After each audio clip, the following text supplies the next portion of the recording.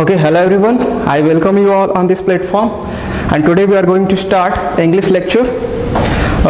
Students of any class, either you are in 10th, 12th or whatever, can watch this video if you really want to learn English. Okay?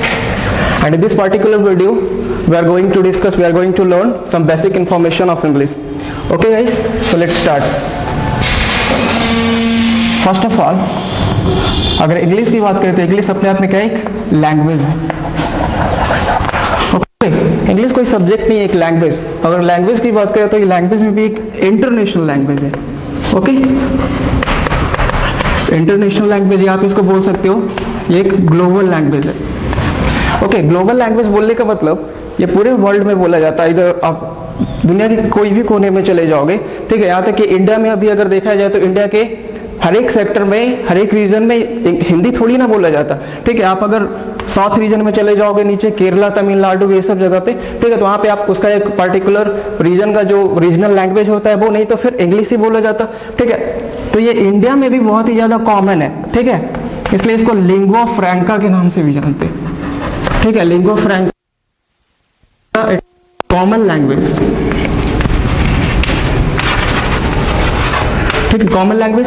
तो English क्या है, एक lingua फ्रैंका मतलब पूरे दुनिया के लिए, पूरे वर्ल्ड के लिए कॉमन लैंग्वेज है. अगर आप हिंदी की बात करोगे तो ये नॉर्थ इंडिया के लिए, ठीक है, ऊपर नॉर्थ इंडिया के लिए आप बोल सकते हो कि हिंदी एक लिंगुआ फ्रैंका है. ठीक है, बट इंग्लिश क्या है, पूरे दुनिया के लिए लिंगुआ फ्रैंका, पूरी दुनिया के लिए, पूरे वर्ल्ड के लिए क्या एक कॉमन लैंग्वेज है. ओके, तो उसके बाद अगर हम बात करें तो इस लैंग्वेज को सीखने के लिए, लैंग्वेज का सीखना क्या एक स्किल है. ओके, अगर स्किल की बात करें तो स्किल में आपको सबसे पहले इस लैंग्वेज में मास्टर करने के लिए reading, actually listening, speaking and writing, in sections पे फोकस करना होता है. ठीक है, पहले आप किसी लैंग्वेज को सीखते हो तो पहले आपको सुनना पड़ता. ठीक है, सुनते हो, उसके बाद आप बोलने की कोशिश करते हो. ठीक है, आप हिंदी भी बोलना सीखे होगे तो किसी ना किसी को, आपकी माँ ने आपको बोलना सिखाया होगा, आप किसी से बोलकर ही तो सीखे, मतलब किसी से सुनकर ही तो बोलना सीखे. इसका मतलब ये इंग्लिश भी एक लैंग्वेज हो तो पहले आपको इसे अच्छे से सुनना पड़ेगा. ठीक है, उसके बाद आप ही बोल सकते हो, आप लिख सकते हो, फिर पढ़ सकते हो, व्हाटएवर जो कर सकते हो. तो ये चार स्किल को मास्टर करने के लिए, इसमें listening, speaking, reading, writing, LSRW इसको शॉर्ट में बोल सकते हैं, लिसनिंग, स्पीकिंग, रीडिंग, राइटिंग, ये जो चार सेक्शन को आपको मास्टर करने के लिए कुछ सेक्शंस बनाए गए हैं. अगर आप देखोगे इस पूरे इंग्लिश को एक सिस्टम, ऐसे देखा जाए तो इस पूरे इंग्लिश को एक सिस्टम के, एक लैंग्वेज को, कोई भी लैंग्वेज, इंग्लिश ही नहीं, कोई भी लैंग्वेज को एक सिस्टम के द्वारा फॉलो किया जाता है. ठीक है, और इस सिस्टम, अगर इंग्लिश की बात करें तो इसे तीन सिस्टम में हम लोग पढ़ते हैं. एक होता है हमारा मॉर्फोलॉजी. ओके, एक है हमारा morphology, next is phonology, and the third one is syntax. Okay, morphology में क्या होता है, मॉर्फ का मतलब होता है वर्ड. ओके, और ology means study. It means इसमें आप क्या करते हो, वर्ड की स्टडी करते हो. ठीक है, स्टडी ऑफ वर्ड्स इसमें होता है. ठीक है, मॉर्फोलॉजी में. और फोन का मतलब क्या होता है, साउंड. और ओलॉजी मीन्स स्टडी, तो इसका मतलब क्या होता है, स्टडी ऑफ साउंड करते हो, किसी भी वर्ड को आप बोलते कैसे हो. ठीक है, इसका प्रोनाउंसिएशन सही होना चाहिए. बहुत सारे लोग होते इंग्लिश पढ़ते, वर्ड बोल नहीं पाते ठीक से. ठीक है, तो इसमें एक स्पीकिंग भी एक स्किल है, आपको इसमें मास्टर करना होता है. ठीक है, अच्छे से प्रोनाउंसिएशन पे ध्यान देना होता है. उसके बाद थर्ड सिस्टम को अगर देखें तो ये सिंटैक्स क्या होता है हमारा, ये सेंटेंस अरेंजमेंट होता है. ठीक है, सेंटेंस अरेंजमेंट, आप किसी भी सेंटेंस अरेंजमेंट मतलब आप कोई भी सेंटेंस लिख रहे हो तो उसमें जितना भी जो भी एलिमेंट्स का यूज किया गया है, उसका सिस्टम, उसका जो प्लेसमेंट होना चाहिए वो सही जगह पे, ये हमें सिंटैक्स सिखाता. इसका मतलब इस तीन स्टडी के थ्रू हम पूरे इंग्लिश लैंग्वेज को मास्टर करते हैं.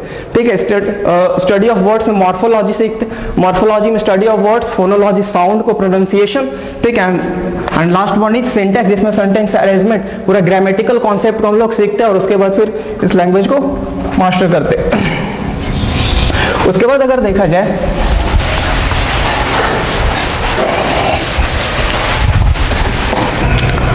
ओके तो फिर इंग्लिश को पूरे इंग्लिश लैंग्वेज को सेक्शंस में डिवाइड किया गया। इस सेक्शन के थ्रू हम लोग पढ़ते हैं। ओके फर्स्ट सेक्शन में आप देखोगे तो आप ग्रामर, जैसे 3 लेवल पे हम लोग स्टडी करते हैं तब हम पूरे लैंग्वेज को मास्टर कर पाते हैं। ठीक है, एक ग्रामर का स्टडी, उसके बाद आप सीखते हो वोकैबुलरी सेक्शन को पैरेलली लेकर चलना होता है। ठीक है, उसके बाद जब ये तीनों कंप्लीट हो जाता है तो आप आते हैं कॉम्प्रिहेंशन सेक्शन पे। ओके ये तीनों लेवल पे जब आप अच्छे से तैयार होते हो तब आप में ये चारों स्किल, लिसनिंग, स्पीकिंग, राइटिंग और जो भी जो भी चारों स्किल है वो अच्छे से डेवलप हो पाती है। ठीक है, अगर ग्रामर की बात करें तो फर्दर इसे आप 2 लेवल पे स्टडी करते हो। एक होता है हमारा एलिमेंट्री लेवल,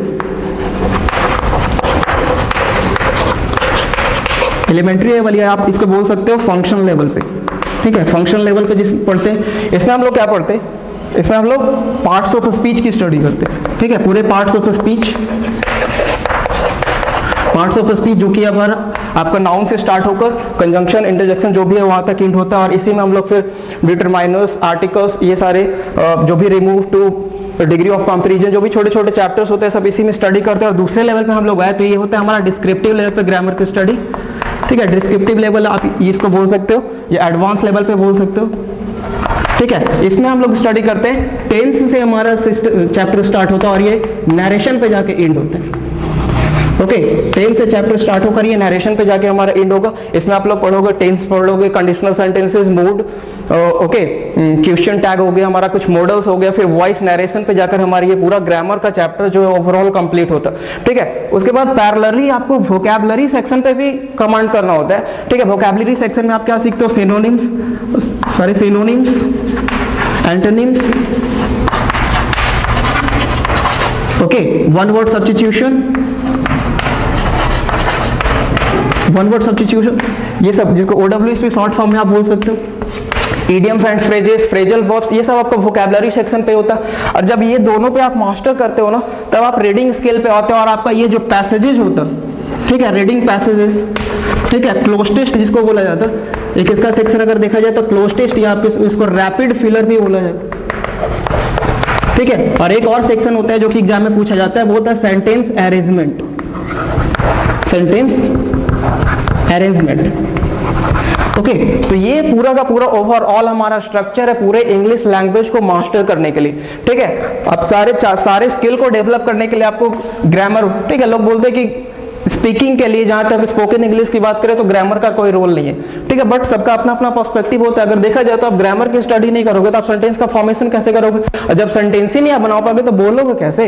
इसका मतलब अगर देखा जाए तो ग्रामर हो, वोकैबुलरी हो, कॉम्प्रिहेंशन, ये सारा सेक्शन इंपॉर्टेंट होता है अगर आप इंग्लिश लैंग्वेज को मास्टर करना चाहते हो, बोलने में या लिखने में जो भी हो।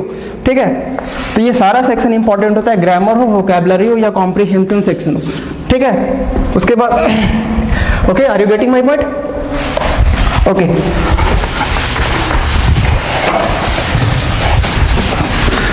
अब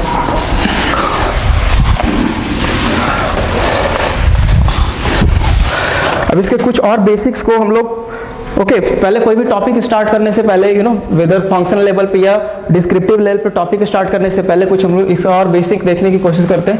ओके, सबसे पहले देखा जाए तो इंग्लिश पहले ही हम लोग बोल दिए कि ये क्या है, एक लैंग्वेज।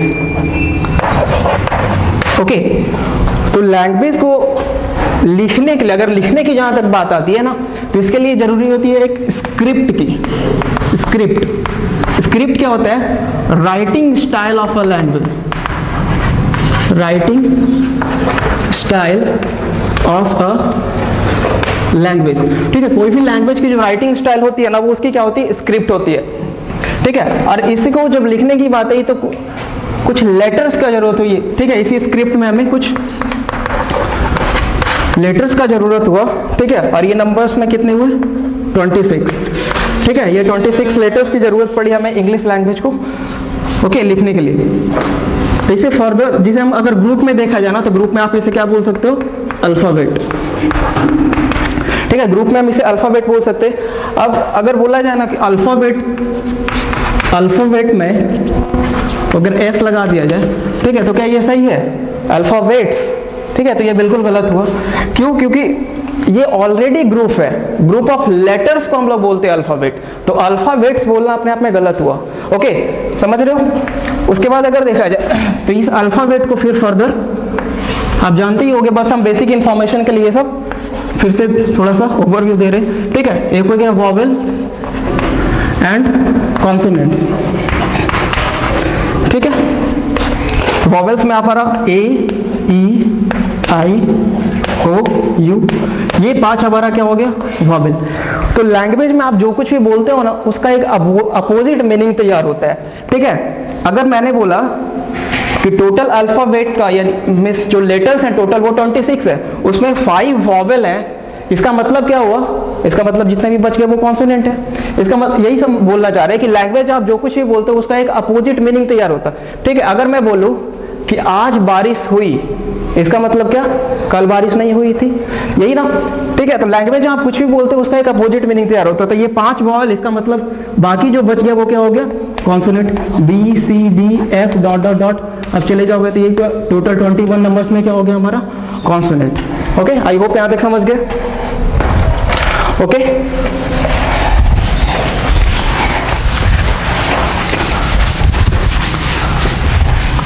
उसके बाद अगर ये वॉल और कॉन्सोनेंट ये दोनों को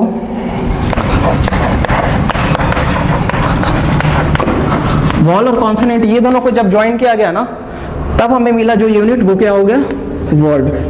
ये जो यूनिट हमारे पास तैयार हुई ये क्या हुई वर्ड। ओके, अब ये वर्ड क्या हुआ, तो आप देख रहे हो कि वॉवेल और कॉन्सोनेंट को कंबाइन करने से ही हमें वर्ड मिल रहा, ठीक है। तो इसको हम क्या बोल सकते हैं, वॉवेल और कॉन्सोनेंट इट मींस लेटर्स को ही कंबाइन करने से, तो आप बोल सकते हो क्या group of letters with complete meaning. एक और इसमें एक ऐड करना होगा, सिर्फ ग्रुप ऑफ लेटर्स को हम नहीं बोल सकते कि वर्ड है, ठीक है, उसमें एक कंप्लीट मीनिंग भी होना चाहिए, ठीक है। Group of letters it means wall और कॉन्सोनेंट को आप मिक्स करते हो, लेकिन उसका एक कंप्लीट मीनिंग भी तैयार होना चाहिए, तभी वो एक वर्ड हो सकता है। जैसे अगर फॉर एग्जांपल देखा जाए, ठीक है, तो बेसिकली अगर ये देखा जाए तो ये क्या है, एक चौक, ठीक है। आप देखोगे पेन, ठीक है, तो ये सब एक वर्ड है, लेकिन अगर इसका हम वर्ड का प्लेसमेंट को मैनिपुलेट कर दें, जैसे अगर लिख दे HWOKC इस टाइप से, तो क्या ये कोई वर्ड है, इसका कोई सेंस तैयार हो रहा, ठीक है। अगर हम इसको लिख दे ENP, तो क्या है ये, इसका कोई सेंस तैयार हो रहा, बिल्कुल नहीं। इसका मतलब ये वर्ड नहीं हो सकता।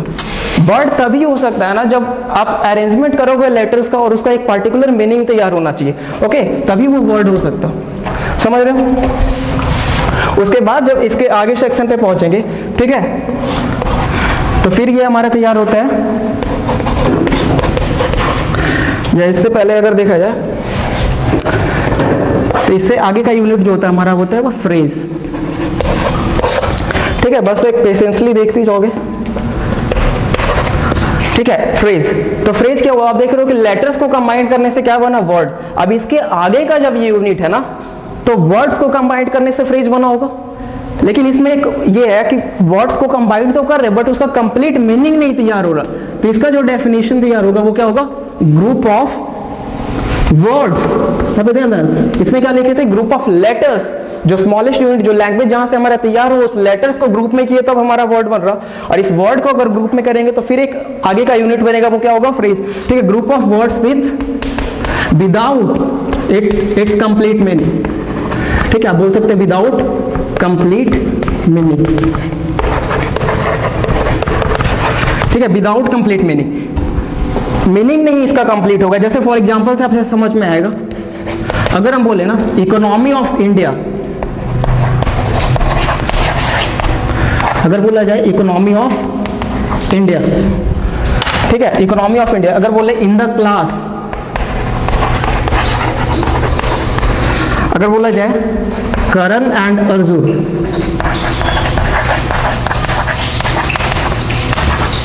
ठीक है, डॉट डॉट डॉट इस तरीके से आप लिख सकते हो।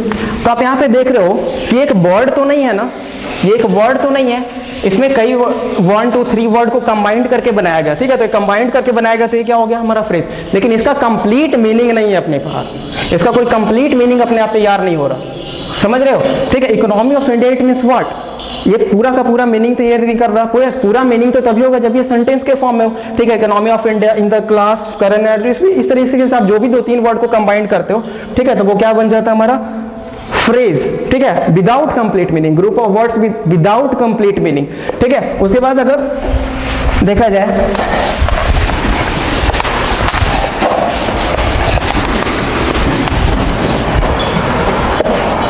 हाँ, फ्रेज की बात कर रहे थे। ठीक है, तो इसको अगर फर्दर आप स्टडी करोगे ना आगे, ठीक है, तो फिर आप हम लोग आगे जब पार्ट्स ऑफ स्पीच पढ़ेंगे तो इसको हर एक सेंटेंस में ये सारे चीज का यूजेस हम लोग देखेंगे। ठीक है, नाउन फ्रेज, एडजेक्टिव फ्रेज,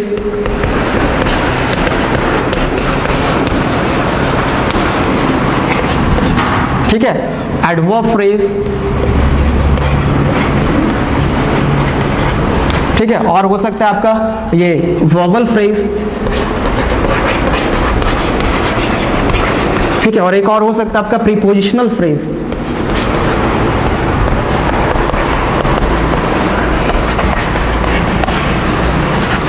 ठीक है, तो ये अभी का नहीं, ये जब हम लोग और डीपली जब स्टडी करेंगे पर्टिकुलर चैप्टर को, तो ये सब चीज का हम लोग डिस्कशन करेंगे पैरेलली। ओके, अब उसके बाद अगर और देखा जाए नेक्स्ट,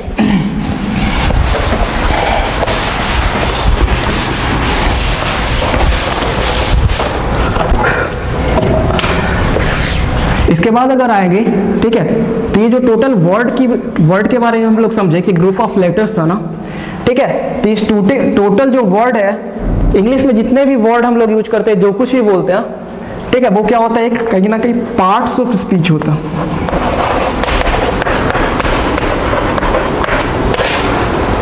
वो नाउन हो सकता है, प्रोनाउन हो सकता है, एडजेक्टिव हो सकता है, वर्ब हो सकता है, एडवर्ब हो सकता है, कंजंक्शन हो सकता है, प्रीपोजिशन, कुछ भी हो सकता है। इसका मतलब जो भी वर्ड हम लोग यूज करते हैं, ठीक है, वो कोई ना कोई पार्ट्स ऑफ स्पीच ही होगा। ठीक है, इधर वो नाउन हो सकता है, ठीक है, प्रोनाउन, एडजेक्टिव, ठीक है, साउंड पे भी ध्यान है, this is not adjective, this is adjective. ठीक है, अगर फोर्थ पे जाएंगे, दिस इज वर्ब, ठीक है, 5 नंबर पे है adverb, 6 preposition,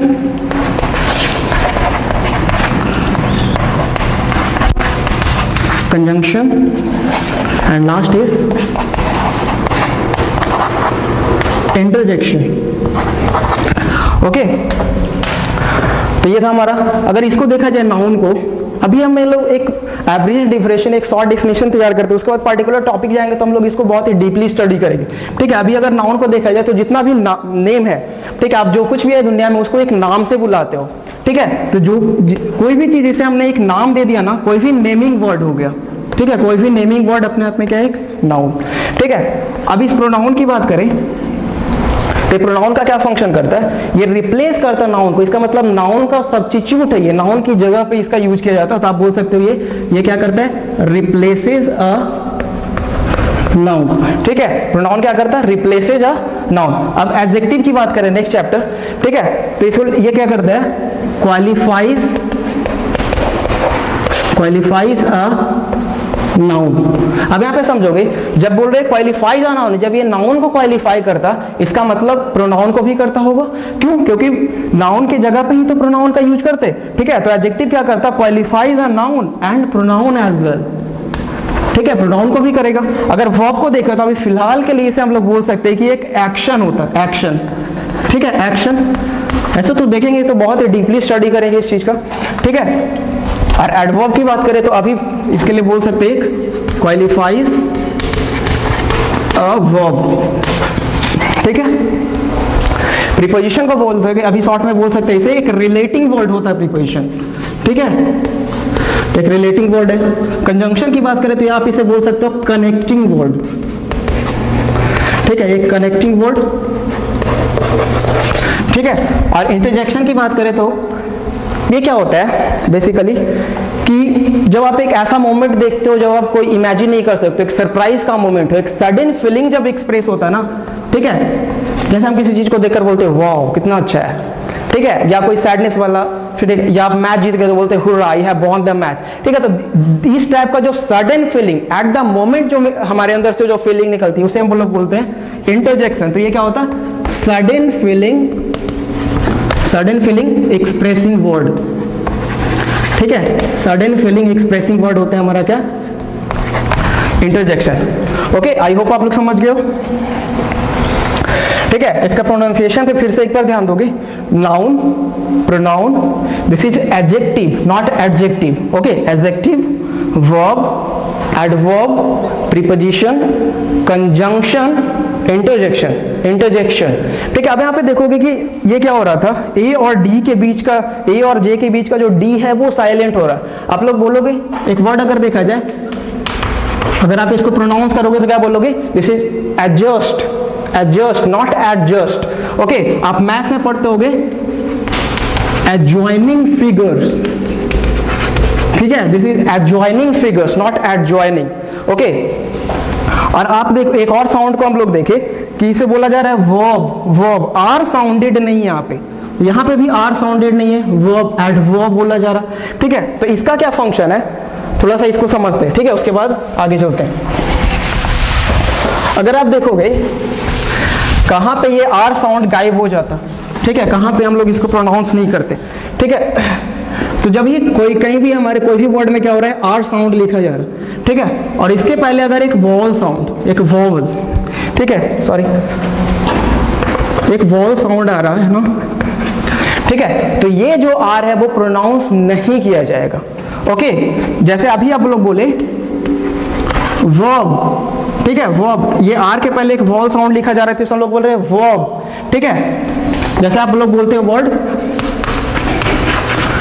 father, not father, father, ठीक है, दिस इज मदर, ठीक है। हम लोग अभी जो स्टडी, अच्छा एक और इसका पॉइंट देखें, वॉवल अगर इसके पहले आ रहा है तो ये जो है प्रोनाउंस नहीं किया जाएगा, ठीक है। लेकिन अगर इसके बाद देखें, इसके बाद अगर वॉवल साउंड आ रहा है ना, तब ये प्रोनाउंस होगा, ये आर जो है प्रोनाउंस करेंगे जब इसके बाद वॉवल आ रहा, ठीक है। अगर हम लोग देखें तो अभी हम लोग स्टडी करने की कोशिश कर रहे हैं क्या, ग्रामर, अब ठीक है, ग्रामर। अब यहाँ पे देखोगे आप, एक आर के पहले वॉवल साउंड ए है और एक आर के बाद है वॉवल साउंड। इसका मतलब हमें समझ में आया, जब आर के पहले वॉवल साउंड लिखा हुआ तो ये वाला जो आर है वो साउंडेड नहीं है, और ये जो है अगर इसके बाद लिखा हुआ तो ये आर साउंडेड है, तो इसका प्रोनाउंसिएशन क्या होगा, grammar, grammar not grammar, okay, this is grammar, okay.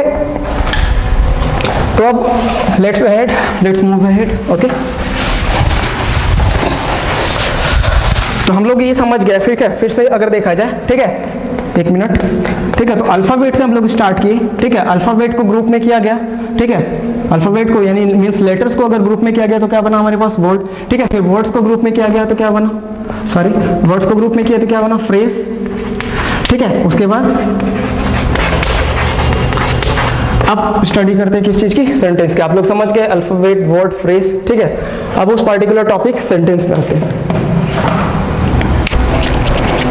Okay guys, ठीक है। तो आप लोग देखें कि कैसे अल्फाबेट से वर्ड बना, फिर फ्रेज एंड सेंटेंस, ठीक है। तो अब सेंटेंस के बारे में कुछ स्टडी करते हैं, ठीक है। तो ये सेंटेंस होता क्या है, ठीक है, यही पूरे लैंग्वेज का बेस है, ठीक है। आप जो कुछ भी बोलते हो एक सेंटेंस के फॉर्म में ही तो बोलते हो, ठीक है। इस सेंटेंस को अगर डिफाइन करें, ठीक है, इसका डिफिनेशन तैयार करें, तो ये भी एक ग्रुप ऑफ वर्ड्स ही है, ठीक है, ग्रुप ऑफ वर्ड्स। हम लोग फ्रेज में लिखे थे group of words without complete meaning, ठीक है। लेकिन अगर सेंटेंस की बात करोगे ना तो यह कहो group of words with complete meaning, with complete meaning, ठीक है। ग्रुप ऑफ वर्ड के साथ अगर मीनिंग कंप्लीट है ना तभी वो हमारा क्या होगा, सेंटेंस, ओके। अब इसमें एक कंप्लीट मीनिंग के साथ एक और पॉइंट मैटर करता है, ठीक है, थोड़ा सा सुनने की कोशिश करोगे, ठीक है। अगर हम बोले मेहमानों को प्लेट में रखकर खाना दो, मुझे काटकर आम खिलाओ, कुछ ऑब्जर्व कर पा रहे हो, ऑब्जर्वेशन में हमें ये चीज समझ में आया कि कुछ गड़बड़ हो रहा, ठीक है। और ये गड़बड़ किस चीज का है, अरेंजमेंट ऑफ वर्ड्स का, ठीक है। इसका मतलब हमें समझ में आया ना कि कंप्लीट मीनिंग तभी हमारा पूरा का पूरा तैयार होता है जब वो वर्ड्स जो हम यूज कर रहे हैं ना, उसका अरेंजमेंट क्या होना चाहिए, उसका अरेंजमेंट जो है पूरे सेंटेंस में वो सही होना चाहिए। इसका मतलब कंप्लीट मीनिंग के साथ साथ दूसरा जो पॉइंट हमारा तैयार होता है वो क्या होता है, अरेंजमेंट ऑफ वर्ड्स। ठीक है, अरेंजमेंट ऑफ वर्ड सही होना चाहिए। और जिसको अगर हम देखें तो टेक्निकल वर्ड में हम लोग बोलते हैं क्या, structure, structure, structure. Okay, basically technical word में हम लोग यही बोलते हैं, स्ट्रक्चर। ठीक है, तो आप सेंटेंस समझे, group of words with complete meaning, और दूसरा ही सबसे इंपॉर्टेंट पॉइंट है अरेंजमेंट ऑफ वर्ड्स भी सही होना चाहिए। ठीक है, तभी वो कंप्लीट सेंटेंस हो सकता है। ठीक है, और अगर स्ट्रक्चर को देखें तो हम लोग बेसिकली एक सेंटेंस का जो बेसिक स्ट्रक्चर होता है, ठीक है, आप उसको क्या बोलते हैं, पहला जो इसका पार्ट होता है वो क्या होता है, सब्जेक्ट। ठीक है, एक हुआ हमारा वर्ब, ठीक है, and last one is object. ठीक है, इसे आप डूअर भी बोल सकते हो। ठीक है, ये डूअर है, किसी भी एक्शन का डूअर होता। ठीक है, इस वर्ब को अगर बोले ना तो बेसिकली अभी के लिए इसको पढ़ रहे हैं। ठीक है, इसे दो वर्ड में कैटेगराइज किया जाएगा। एक हुआ हमारा हेल्पिंग वर्ब, ठीक है, हेल्पिंग वर्ब, और एक हुआ हमारा मेन वर्ब। ठीक है, तो हेल्पिंग वर्ब में अगर आप बोलोगे तो क्या हो सकता है, is, am, are, pass by, dot dot dot, इस टाइप का। इसको हम लोग डिटेल से स्टडी करेंगे, बट अभी हम लोग बेसिक्स देख रहे हैं। ओके, अगर मेन वर्ब की बात करें ना, ठीक है, तो आप लोग इसके बारे में जानते हो। ठीक है, first form, second form, third form.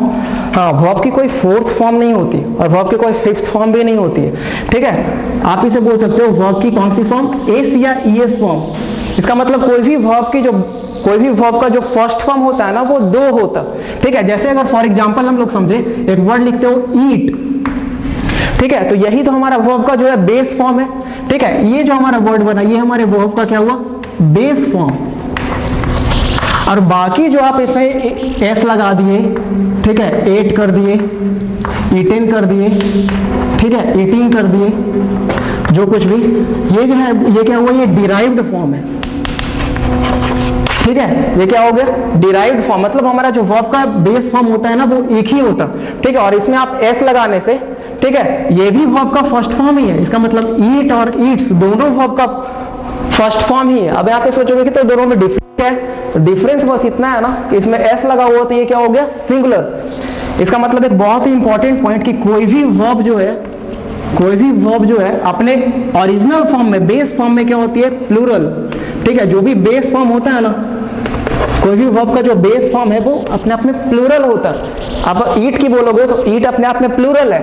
आप अगर प्ले की बात करते हो तो प्ले अपने आप में क्या है, प्लूरल है। जो भी बेस फॉर्म हम वर्ब की बात करते हैं ना तो वो अपने आप में प्लूरल होता है। उसमें एस या ईएस सफिक्स करने से वो वर्ब सिंगुलर कैटेगरी में कैटेगराइज हो जाता है। ओके, और उसके बाद फिर हम इसको सब्जेक्ट के नंबर एंड पर्सन के अकॉर्डिंग यूज करते हैं। आप क्या बोलते हो, बी ईट, तो बी प्लूरल सब्जेक्ट है, इस वजह से हम लोग उसके लिए प्लूरल वर्ब, बेस फॉर्म जो है वो अपने आप में क्या होता है, प्लूरल वर्ब का यूज कर रहे हैं। और हम लोग बोलते हैं सी ईट्स। ठीक है, तो सी अपने आप में सिंगुलर है, तब हम इसके साथ सिंगुलर वर्ब का यूज कर रहे हैं, ईट्स। एस लगाने से ये जो फॉर्म था वो क्या हो गया, सिंगुलर हो गया।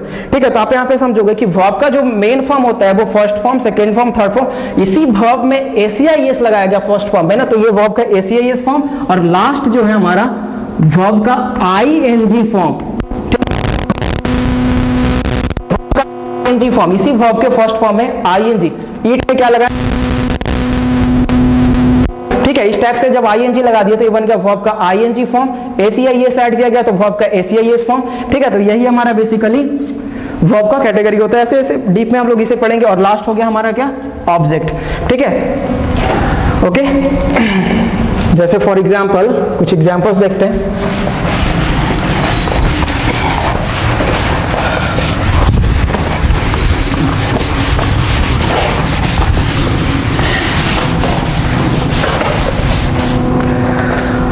और अगर सेंटेंस का बेसिकली बताया गया अरेंज,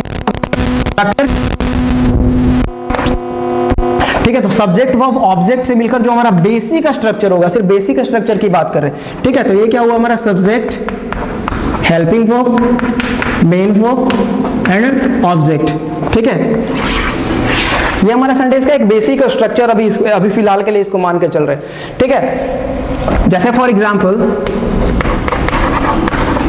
अगर हम बोले he is writing a letter. ठीक है, अगर बोला जाए I have done my work. ठीक है, तो इस टाइप से आप देखोगे यहाँ पे, तो ये हमारा क्या हुआ, ही सेंटेंस का क्या है, सब्जेक्ट, इज क्या हुआ, हेल्पिंग वर्ब, राइटिंग क्या है, मेन वर्ब। अब यहाँ पे देखोगे he is writing what, he is writing what, तो व्हाट का रिप्लाई क्या होगा, अ लेटर। ठीक है, ये क्या हुआ हमारा सेंटेंस का ऑब्जेक्ट। ठीक है, अगर इसमें देखा जाए तो ये आई हमारे सेंटेंस का सब्जेक्ट हुआ, ये क्या हो गया, हेल्पिंग वर्ब, ये मेन वर्ब। ठीक है, और इसको फिलहाल के लिए भी ऑब्जेक्ट देखा जाए ऐसे। ठीक है, ये एडजेक्टिव है, ये नाउन है, इसको भी डिटेल से हम लोग स्टडी करेंगे कैसे कैसे एक सेंटेंस का एलिमेंट होता है। ठीक है, तो आप लोग बेसिकली समझ गए कि सेंटेंस का जो बेसिक स्ट्रक्चर होता है वो subject, helping verb, main verb और ऑब्जेक्ट से। ठीक है, उसके बाद अगर इस सेंटेंस पे कैटेगरी की बात करें, इसके काइंड्स की बात करें, ठीक है, ठीक है, काइंड्स ऑफ सेंटेंसेस।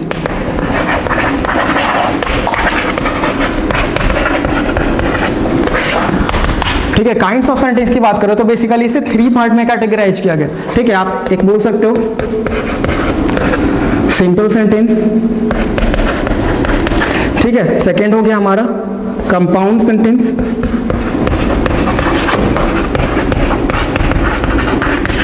ठीक है, और third one is complex sentence.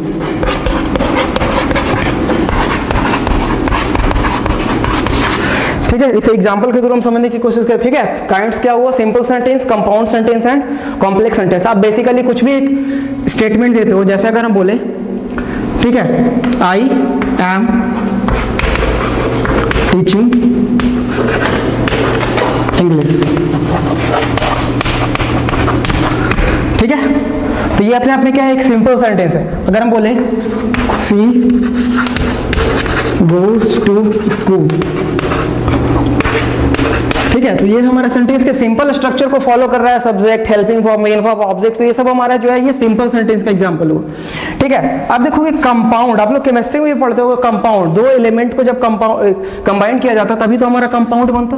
ठीक है, इसका मतलब यहाँ पे जब हम दो सिंपल सेंटेंस को आपस में कनेक्ट कर देंगे ना, दो सिंपल सेंटेंस को जब आपस में कनेक्ट करेंगे तब हमारा जो सेंटेंस तैयार होगा वो होगा कंपाउंड सेंटेंस। जैसे अगर एग्जाम्पल के थ्रू आप समझोगे, ठीक है, जैसे अगर हम बोले I am studying a novel, but my brother is solving maths।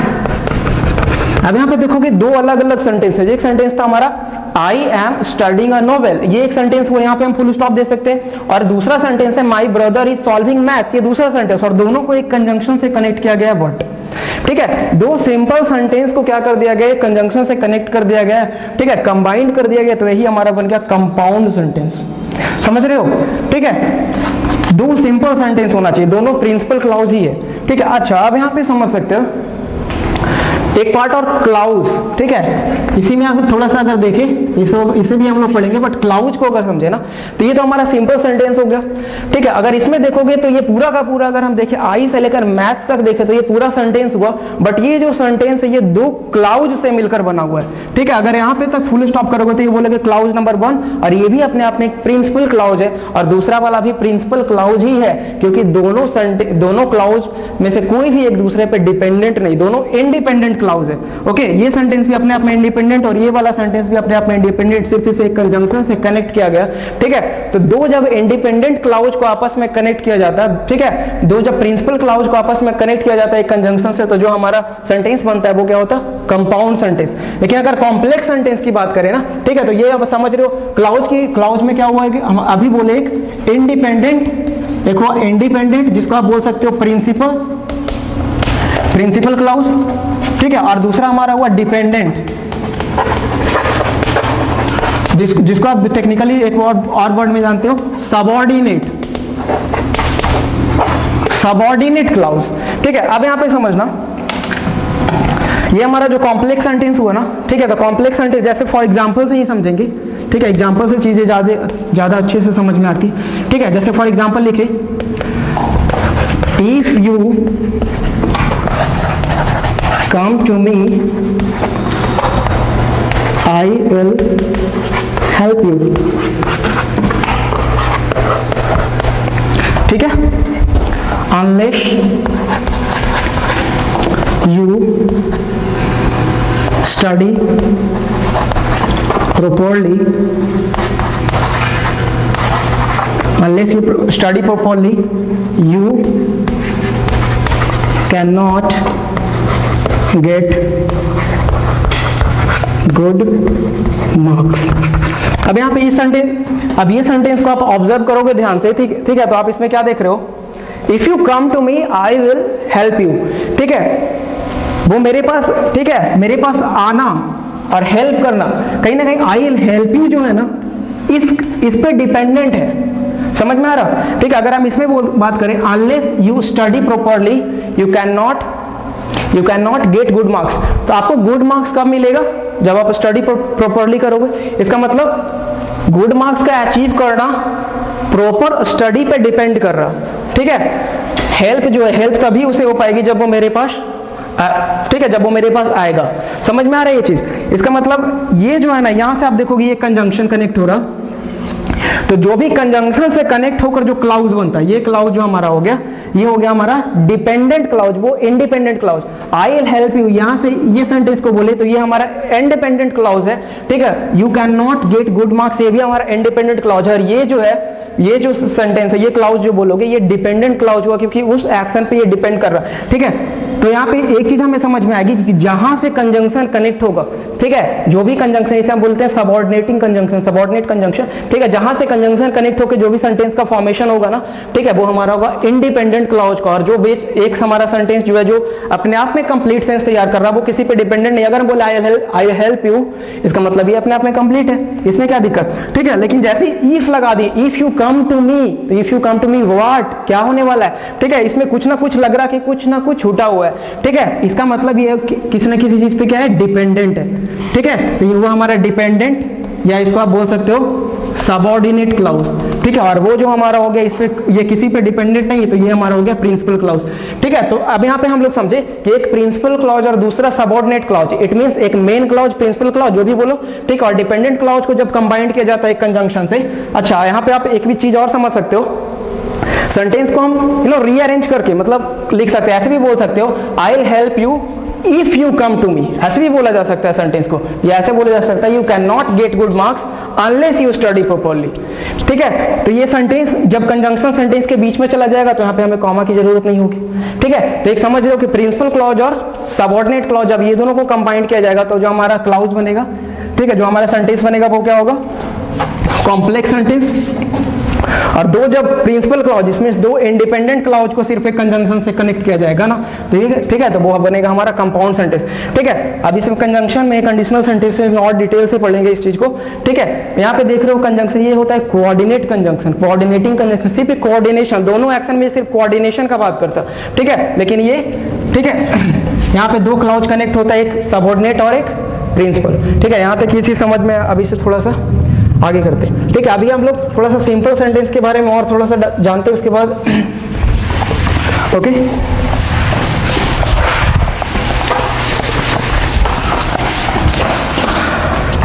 ठीक है, अभी उसका कंपाउंड सेंटेंस और ये कॉम्प्लेक्स सेंटेंस को हम लोग और कंडीशनल में और कंजंक्शन टॉपिक में पार्टिकुलर अच्छे से स्टडी करेंगे उस चीज का, ठीक है। अभी थोड़ा सा ओवरव्यू एक सिंपल सेंटेंसेस को देख लेते हैं, जो हम लोग बेसिकली रियल लाइफ में ज्यादातर यूज करते हैं, ठीक है। अगर देखा जाए तो इसे फर्दर डिवाइड किया गया ना, ठीक है, तो फर्स्ट आप बोल सकते हो सिंपल सेंटेंस को जो फर्दर डिवाइड किया गया, तो आप first sentence is assertive sentence, ठीक है। Second one is interrogative sentence,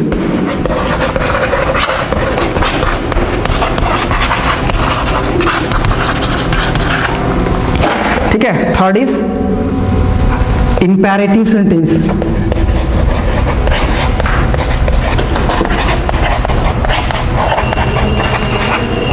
ठीक है। और फोर्थ हो गया आपका एक्सक्लामेटरी सेंटेंस,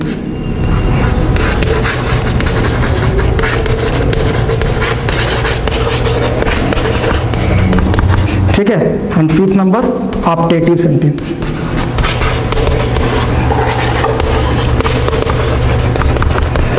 ओके, अब इसको आप बोलोगे, एक minute,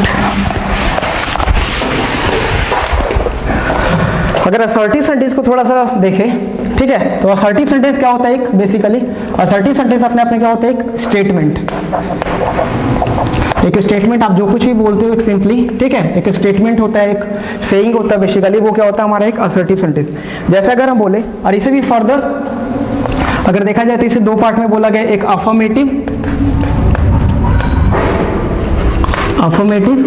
and second one is negative, ठीक है। फिर से प्रोनाउंसिएशन अफर्मेटिव, ठीक है, यहाँ पे आर साउंडेड नहीं है, अफर्मेटिव, ठीक है, affirmative sentence and negative sentence, ठीक है, ये हमारा दो असर्टिव का टाइप हो गया, ठीक है। जैसे अगर हम बोले, फॉर एग्जाम्पल अगर देखा जाए, ठीक है, तो अगर बोले they are watching a movie,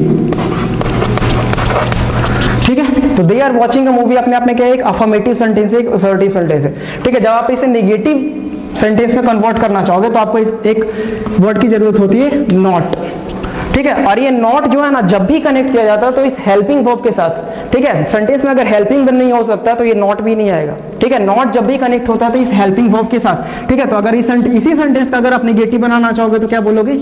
they are not watching a movie,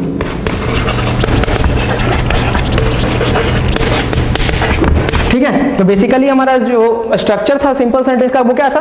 subject, helping verb, main verb, object, subject, helping verb, main verb, object, ठीक है। और उसके बाद जब नेगेटिव बनाया तो सिर्फ एक वर्ड हमें ऐड करना पड़ा, वो क्या था? नॉट। और वो नॉट किसके साथ कनेक्ट हो रहा है? इस हेल्पिंग वर्ब के साथ, ठीक है। तो सब्जेक्ट, हेल्पिंग वर्ब, नॉट हो गया, ठीक है, और बाकी सब ऑब्जेक्ट। समझ रहे हो? ये हमारा असर्टिव का टाइप हो गया, अफर्मेटिव एंड नेगेटिव, ठीक है। आप कुछ सेइंग बोल सकते हो, ठीक है, जो भी एक होता है ना, एक्शंस स्पीक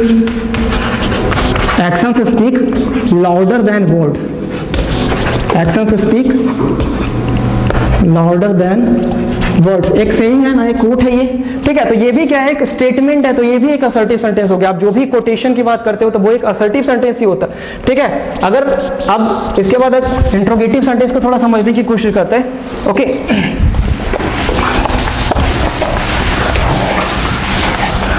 ठीक है, सेकेंड वो जो था हमारा वो क्या था? इंट्रोगेटिव।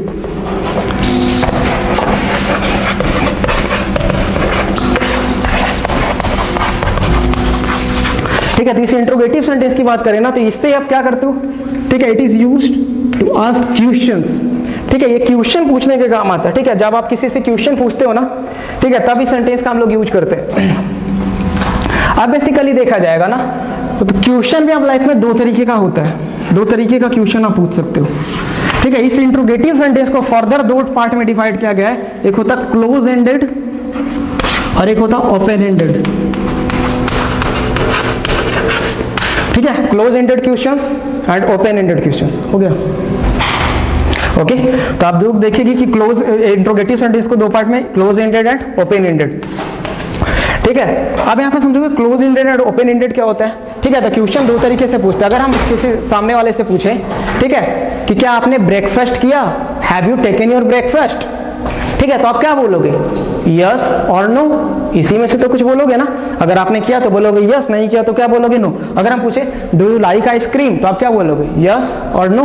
इसका मतलब हमें समझ में आया कि एक क्वेश्चन जो हमें स्टार्ट होता है ना, उसका जो आंसर होता है वो सिर्फ यस एंड नो में दिया जाता है, ठीक है। लेकिन अगर हम पूछे ना, आपने ब्रेकफास्ट में क्या किया, आपने क्या ब्रेकफास्ट किया है, ठीक है, तो आप क्या करोगे? उसका एक्सप्लेनेशन दोगे, ठीक है, कि मैंने 4 पराठे खाए, ठीक है, डेजर्ट में खीर लिया, ये सब जो कुछ भी आप बोलते हो, ठीक है। अगर हम आपसे पूछे क्या आज मौसम सुहावना है, तो आप क्या बोलोगे? यस और नो, यही दोनों में से कोई रिप्लाई दोगे। लेकिन हम बोलोगे कि ठीक है, मौसम में क्या सुहावना है, ठीक है। तो आप इसका सबका अपना अपना पर्सपेक्टिव होगा, ये एक डिस्क्रिप्टिव पॉइंट ऑफ व्यू होगा, और सब अपने अपने हिसाब से इसका एक्सप्लेनेशन देंगे कि आज जो है मौसम में थोड़ी हवाएं, ठंडी हवाएं चल रही है, थोड़ा हल्का बारिश हो रही है, ये सब तरह टाइप का, ठीक है, समझ रहे हो। तो एक में हमें क्या होता है कि एक इसको क्लोज एंडेड क्यों बोला जाता है? क्योंकि ये कन्वर्सेशन को क्लोज करता है, ठीक है। तो इसका स्टार्टिंग बेसिकली क्या होता है? हमारा हेल्पिंग वर्ब से, ठीक है, जैसे हम पूछे have you taken your breakfast, do you like ice cream, तो ये क्या हुआ हमारा helping verb, subject, main verb, object and note of interrogation. ठीक है, ये हमारा हो गया क्या, क्लोज एंडेड। ठीक है, और उसके बाद देखिए तो इसमें सिर्फ क्या है ना, इसमें स्टार्टिंग में आपका WH वर्ड हो जाता। ठीक है, या आप इसको बोलते हो question words.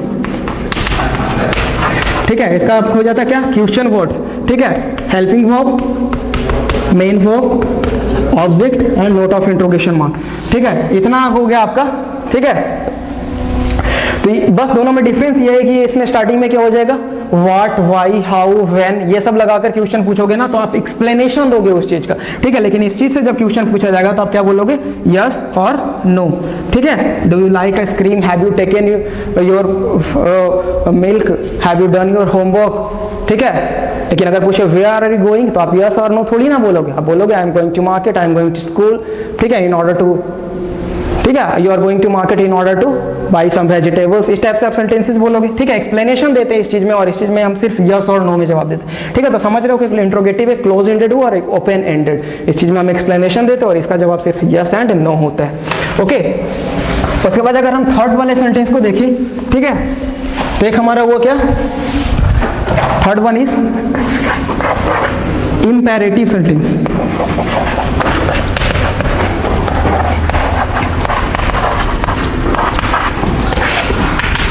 Third one is imperative sentence. तो इसका अगर हम बेसिकली देखें तो ये वर्ब के फर्स्ट फॉर्म से स्टार्ट होगा।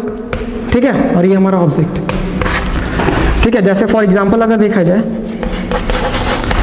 हम बोलेंगे शट द डोर, बोला जाएगा हेल्प मी। ठीक है, अगर हम निगेटिव बनाना चाहेंगे तो क्या बोलोगी, इसी का don't go there, don't touch the ball. इसका मतलब हमें समझ में आया। ठीक है, ये जो सेंटेंस होता है ना V1, ये क्या, शट द डोर, ये क्या एक्सप्रेस कर रहा है, एक ऑर्डर। ठीक है, और दूसरी बात करोगे तो ये क्या होता है, एक रिक्वेस्ट एक्सप्रेस कर रहा होता है। ठीक है, ऑर्डर, रिक्वेस्ट या कमांड, ये सब। ठीक है, जब आप वर्ब के फर्स्ट फॉर्म से इस टाइप से वो सेंटेंस बोलते हो तो। ठीक है, और दूसरा सेंटेंस जो हमारा स्टार्ट होता है, ठीक है, अगर हम इसी की इंपेरेटिव की बात करें, ठीक है, तो एक सेंटेंस हमारा होता है लेट से। ठीक है, लेट के बाद हम लोग क्या, हमेशा ऑब्जेक्टिव केस, फर्स्ट फॉर्म और ऑब्जेक्ट। ठीक है, जैसे अगर एग्जांपल लिखा जाए, let me tell you one thing. ठीक है, let me do this work, let me sleep, let me play, इस टाइप से आप कुछ भी सेंटेंस बोलते हो ना। ठीक है, लेट मी टीच, इस टाइप से कुछ भी सेंटेंस बोलते हैं तो ये बेसिकली क्या एक्सप्रेस कर रहा होता है, ये एक सजेशन। ठीक है, ये एक सजेशन, या कभी कभी देखा जाए तो ये एक रिक्वेस्ट भी एक्सप्रेस कर रहा होता है। ठीक है, ओके, यहां तक समझ गए होगे। ठीक है, कि इंपेरेटिव सेंटेंस हम लोग ऑर्डर, रिक्वेस्ट, कमांड जैसे स्टेटमेंट को देते हैं। ठीक है, open the window, go there, stand up, sit down. ठीक है, let me do this, let me talk to you, let me sing a song, let me dance, इस टाइप से सेंटेंस बोलते हो। ठीक है, तो ये सब हमारा क्या है, इंपेरेटिव सेंटेंस। ठीक है, उसके बाद अगर देखा जाए तो एक है हमारा फोर्थ नंबर, सॉरी, एक देखा जाए तो एक हमारे पास क्या है, optative sentence.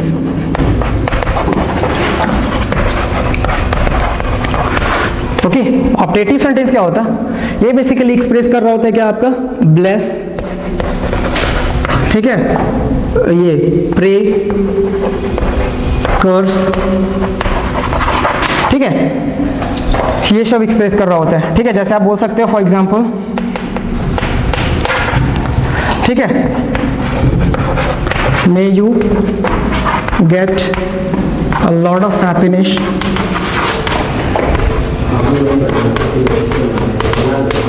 Happiness in your life, may God bless you।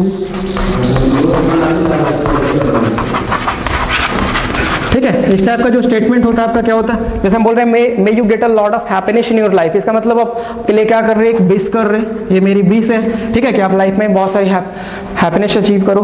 ठीक है, उसके बाद अगर इसकी बात करें, मे गॉड ब्लेस यू, तो क्या दिया जा रहा है, ब्लेसिंग। आप जब किसी बड़े का आशीर्वाद लेते हो तो बोलते हैं गॉड ब्लेस यू। समझ रहे होते, ये सब क्या है, ये सब जो एक्सप्रेशन, ये सब जो इमोशंस होते हैं, इसको एक्सप्रेस करने के लिए जो सेंटेंस यूज करते हैं वो क्या होता है, हमारा optative sentence. Okay, next sentence is last one is, ठीक है, 5th नंबर एक्सक्लामेटरी सेंटेंस।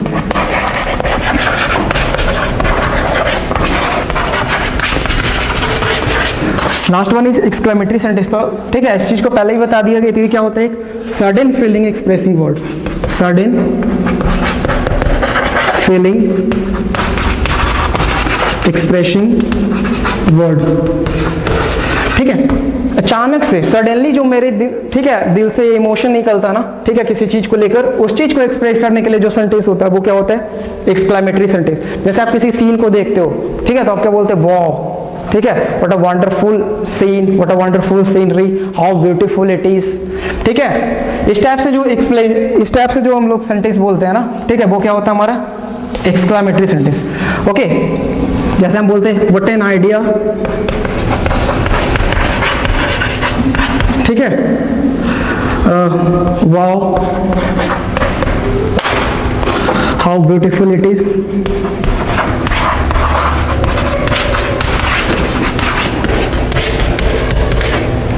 ठीक है, hurrah, we have got the prize। ठीक है, तो आप लोग समझ रहे हो। ठीक है, ये सब कब बोला जाएगा, हुर्रा, अल्लाह, वाओ, ओफ। ठीक है, इस टाइप का अचानक से एक साउंड हमारे मुंह से निकलता है, ये सब चीज। ठीक है, सडन फीलिंग एक्सप्रेसिंग वर्ड होता है। ठीक है, हुर्रा कब बोलते हो, जब कोई चीज अचीव कर ले, तो मैं जीत गया, ठीक है, या कोई चीज पाना चाहते थे वो, ठीक है, तो खुशी में ये सब निकलता है। ये सब भी पॉजिटिव है। कुछ नेगेटिव एक्सप्रेशन, जैसे एक्सीडेंट हो जाता, ठीक है, बोलते अल्लाह, ठीक है, चोट लगी, ओफ। इस टाइप का जो एक्सप्रेशन होता है, ओफ, अल्लाह। ठीक है, जब भी ये सब सेंटेंस में यूज किया जाता है तो ये सब क्या होता है हमारा एक्सक्लामेटरी सेंटेंस। और इसके बाद हम लोग नोट ऑफ एक्सक्लामेशन का यूज करते हैं। ये क्या है हमारा नोट ऑफ एक्सक्लामेशन। और इंट्रोगेटिव सेंटेंस में ये जो था, ये क्या था, note of interrogation, question mark. Okay okay guys, तो we have done the basic concepts of English basically. I hope आप लोगों को समझ आया होगा। ओके, उसके बाद हम लोग देखो बेसिकली क्या पढ़ने वाले हैं।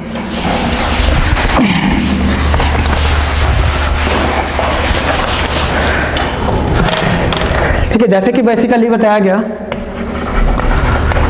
ग्रामर को 2 लेवल पे स्टडी किया है। ठीक है, हम लोग 2 लेवल पे स्टडी करेंगे। फर्स्ट को हमारा क्या, एलिमेंट्री लेवल, या आप इसको बोल सकते हो फंक्शनल लेवल पे। ठीक है, एलिमेंट्री या फंक्शनल लेवल पे। ठीक है, और दूसरा बोल सकते हैं हम लोग डिस्क्रिप्टिव लेवल। ठीक है, डिस्क्रिप्टिव लेवल पे, या आप इसको एडवांस लेवल पे बोल सकते हो। ठीक है, तो फिर से बोल देते हैं यहाँ से, इसमें एलिमेंट्री लेवल या फंक्शन लेवल पे हम लोग यहाँ से स्टार्ट करते हैं। ठीक है, तो ये पार्ट्स ऑफ स्पीच का फर्स्ट पार्ट नाउन से लेकर, ठीक है, जो भी आपका प्रीपोजिशन, कंजंक्शन जो भी होता है, ठीक है, वहां तक इंड होता है। और इसी में इंक्लूडेड होता है आपका जो बीच में स्मॉल चैप्टर है। ठीक है, कुछ छोटे छोटे चैप्टर्स, जैसे आर्टिकल्स का यूजेस, आर्टिकल्स हो गया, आप लोग डिटरमाइनर्स को, ठीक है, डिटरमाइनर्स का फोकस करते हो। डिटरमाइनर्स आर्टिकल्स में क्या डिफरेंस होता है, एडजेक्टिव क्या होता है। ठीक है, डिटरमाइनर्स हो गया, डिग्री ऑफ कंपैरिजन हो गया। ठीक है, जैसे छोटा छोटा चैप्टर इसी में आ जाता है। ठीक है, रिमूव टू हो गया। ठीक है, तो ये सब हम लोग एलिमेंट्री लेवल, फंक्शन लेवल पे समझते हैं। ठीक है, और अगर हम डिस्क्रिप्टिव लेवल पे जाए तो डिस्क्रिप्टिव लेवल पे हम लोग क्या, सबसे पहला चैप्टर हमारा 10 से स्टार्ट होता। ठीक है, और उसके बाद ये नरेशन तक हमारा एंड हो जाता है। और इसके बाद आपका पूरा होल ग्रामर का पिक्चर तैयार हो जाता है। ठीक है, tense, conditional sentences, mood, question tag, modals, voices, narration, ये सब पूरा कंप्लीट करने के बाद आपका, ठीक है, पूरा सेंटेंस कंप्लीट हो जाता है। ओके गाइस, तो see you in the next video. Keep practicing, keep smiling. Take care. Bye. Okay.